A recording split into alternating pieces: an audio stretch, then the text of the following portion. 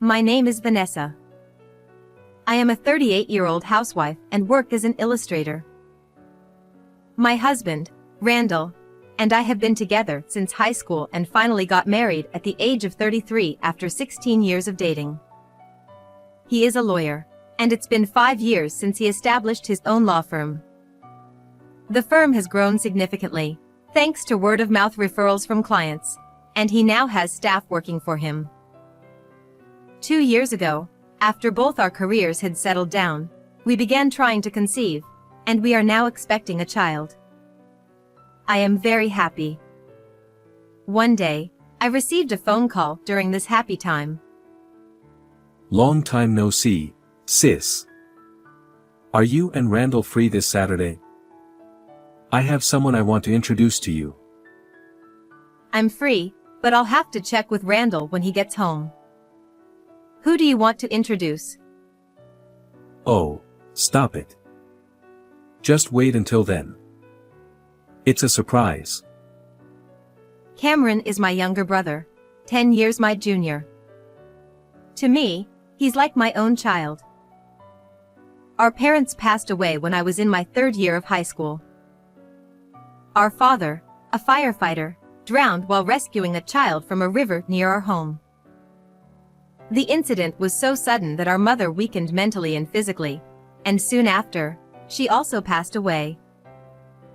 I decided to forego university, which I had just been accepted into, to work and raise Cameron until he became a responsible adult. I never imagined the day would come when he would want to introduce someone to me. Randall had a break from work that weekend and made time for Cameron.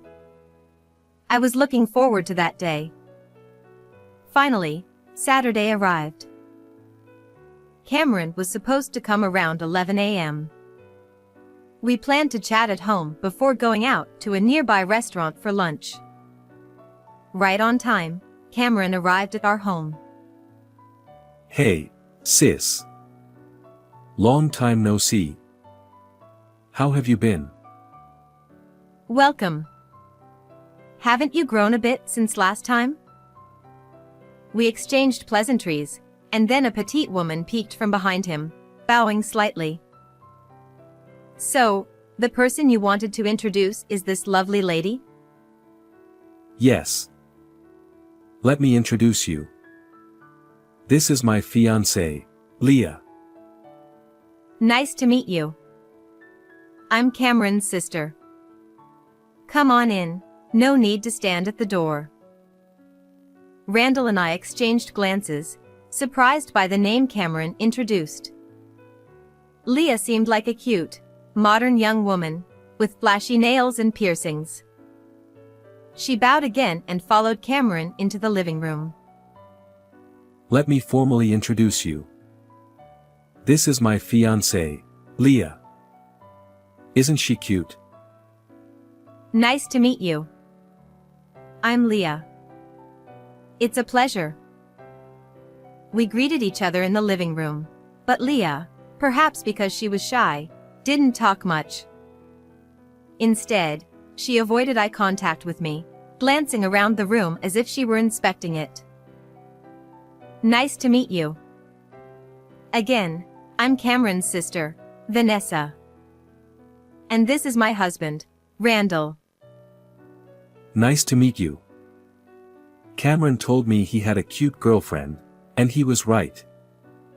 Oh, was that inappropriate? Sorry. Randall, worried that he might have said too much, inadvertently lightened the atmosphere with his words, and the conversation continued with smiles. Oh, thank you. Leah, how old are you? Where did you meet Cameron? I'm 22. We met at a dinner party. I see. So young. I'm envious. At 40, I couldn't help but feel envious of Leah's youth. I wonder what I was doing at 22. Though I had no regrets, it was a time of both fun and hardship. As I reminisced about my past, Randall spoke up. That sounds nice. I wish I could have gone to such parties. He sighed with a smile. Randall, you were always supporting my sister who was working so hard. I really appreciate it. Hearing this, Leah leaned forward and spoke to me. Vanessa, when did you start working? Right after graduating high school. I was working in a factory when I was around your age. After high school, I was assigned a job by the Career Guidance Office and worked at a factory for 14 years until Cameron graduated from university. Leah looked at me with pity in her eyes. You must have had a tough time. Working non-stop without going to university. Hearing this, Cameron, who had been enjoying the conversation, now looked downcast. I told Cameron, I don't want you to think it was your fault. It wasn't really tough. I had fun. I might have entered the adult world a bit earlier than others, but it was interesting. Leah, are you a university student? Yes, I'm planning to submit our marriage registration as soon as I graduate and become a housewife. Hearing this, Cameron lifted his face, and his smile gradually returned, which relieved me. Leah wanted to marry while still a student, but Cameron, being a firefighter, convinced her to wait until she graduated. Leah reluctantly agreed. Her family runs a company, so she's never had to worry about money and has never worked a part-time job. Perhaps because of this, she thinks that women who don't work are the winners in life and seem to pity me for having worked. While I don't think people who work are necessarily superior, I believe work experience is an essential skill for life.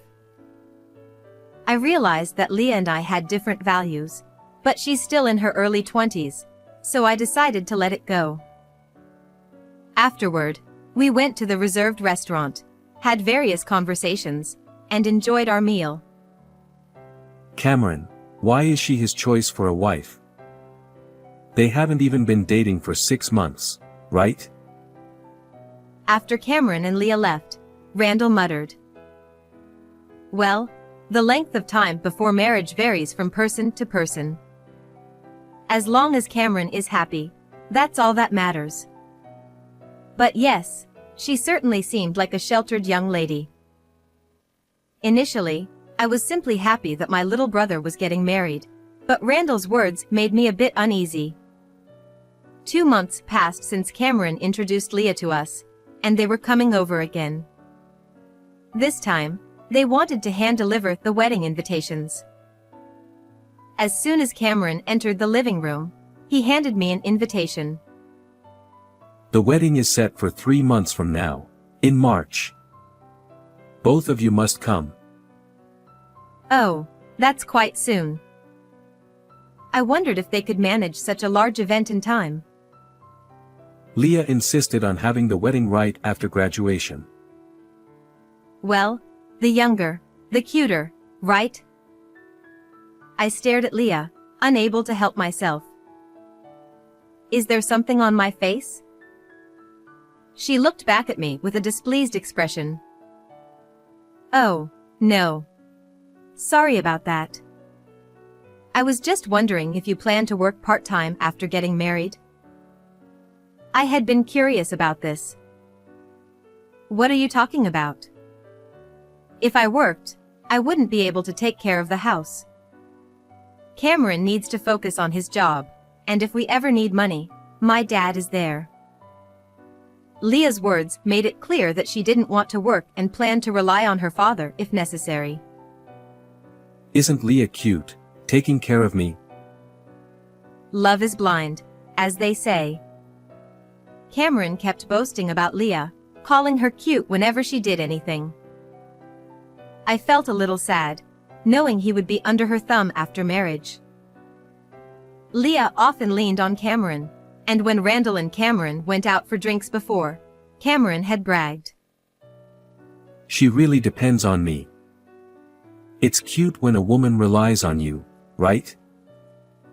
As a firefighter in a tough, male-dominated environment, Cameron found Leah's dependence refreshing. I nodded at his words. I see. Yes, she is cute. Cameron smiled with satisfaction, while Leah kept her eyes fixed on me. Vanessa, are you pregnant? Yes. I had mentioned my pregnancy when Cameron introduced Leah to us previously. Maybe she was too nervous to remember. Oh, I didn't really listen to your story. How far along are you? She didn't remember, she just hadn't listened. Oh, I see. I'm 5 months along. My belly will be quite noticeable at the wedding, but I'll be there. You don't have to come if you don't want to. Wait, does she dislike me? As I pondered this, feeling a bit sensitive. Leah, what are you saying? Vanessa and Randall must come. They are like my parents. Cameron, not in his usual gentle tone, but a lower voice, told Leah. Leah, hearing this, shook and quickly corrected herself. No, I mean, don't push yourself if it's hard. I was just worried about your health. Hearing this, Cameron nodded, seemingly satisfied. Oh, I see. You were concerned about her. However, I thought, no, she genuinely doesn't want me there for some reason. After that, Leah called me once a week to say, Vanessa, how are you feeling? If it's really tough, you don't have to come. Actually, if you feel even a little bit off, please don't come. I kept wondering what I had done to Leah, but I couldn't find an answer. Since she seemed to get along well with Cameron, I didn't want to worry my brother about it, so I only consulted Randall, asking him not to tell Cameron. Time passed, and the day of the wedding arrived. As planned, Randall and I headed to their wedding. The ceremony went smoothly, and I was so moved that I cried. Randall, who held my hand and led me to the reception hall, was surprised. Your seat is the only one not prepared. What? Why? I wiped my tears in shock and told the staff. Excuse me, I'm Cameron's sister, but I can't seem to find my seat. The staff, flustered, replied, Please wait a moment. After checking, they apologized and told me that my seat was indeed missing. Why? Isn't it a mistake? I have a seat, but his real sister doesn't. As the staff was at a loss, Leah appeared from behind, laughing loudly. You don't have a seat. Go home. Why is this happening? Can you explain? I kindly warned you not to come, but you showed up anyway, so this is what you get. I might have asked before, but did I do something to you? Yes, because an old woman like you is pregnant. What? What do you mean? I couldn't understand at all. Indeed, I was having a late pregnancy. But how did that inconvenience Leah? Apparently, Cameron often talked about our baby at home, saying, I hope my sister has a healthy baby. If you have a baby, Cameron will stop paying attention to me. Even the money he used to spend on me has stopped since you got pregnant.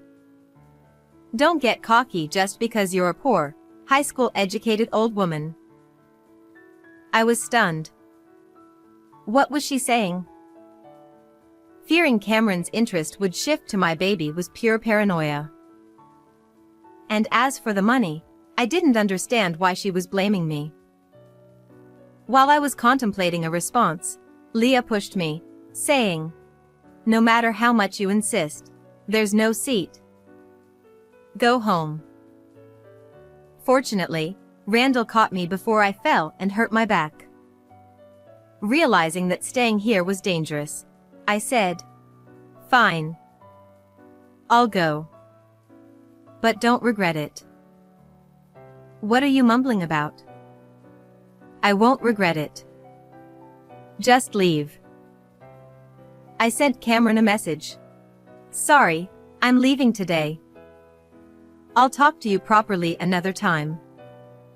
Enjoy today." As I was about to leave, I heard Cameron's voice from behind. "Leah, how many times do I have to tell you? I spent all my savings on this wedding because it was expensive. That's why I can't buy what you want." That's obviously a lie.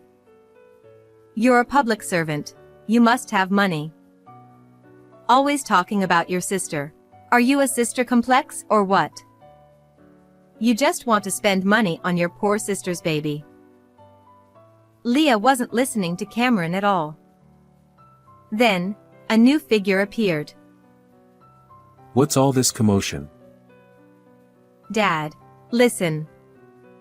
Because of her pregnancy, Cameron is neglecting me." When Leah's father looked in my direction, he was shocked.